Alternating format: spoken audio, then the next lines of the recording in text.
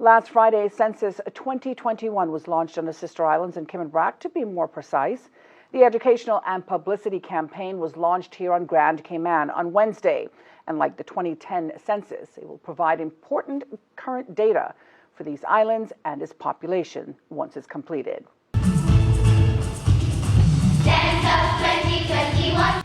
Georgetown primary school students there performing the animated rendition of the Census 2021 jingle at Wednesday's launch here on Grand Cayman. The census is considered the biggest statistical activity since 2010 in the Cayman Islands. The campaign focuses on three simple but critical messages. Firstly, that the census is coming. Secondly, that the census is important for planning Cayman's future.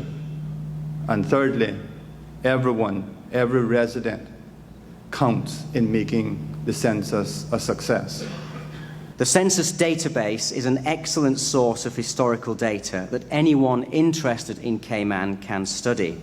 I found it very intriguing to discover that in 1960 there were only 15 apartments or flats in Cayman. Compared with today, that's clearly a very big difference. In 1921, only 21% of houses had a thatch roof. And in 1818, there was only one minister of religion on these islands. Premier the Honourable Wayne Panton and Deputy Premier the Honourable Christopher Saunders both talked about the importance of the census to the government and the people of these islands. And for the first time, the census will ask questions regarding agriculture, fishing, and food. The Census 2021 data will help us to better understand each census area, providing information on persons outside the labor force, older persons, persons with disabilities, veterans, households with food security issues, and those without health insurance.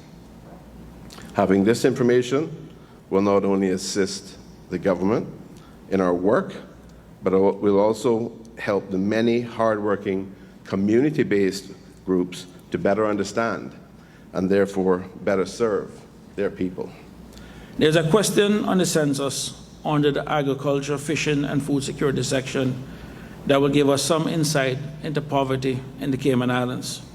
The question reads, was there ever no food to eat of any kind for any member of this household due to a lack of resources to get food for at least one day in the past 4 weeks?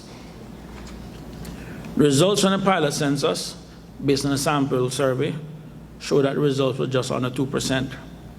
The census will produce a more accurate count of the number of persons in these islands who are going to bed hungry.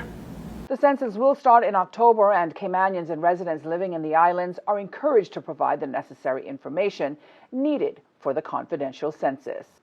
The census is expected to take over 2 months to complete once it starts in October.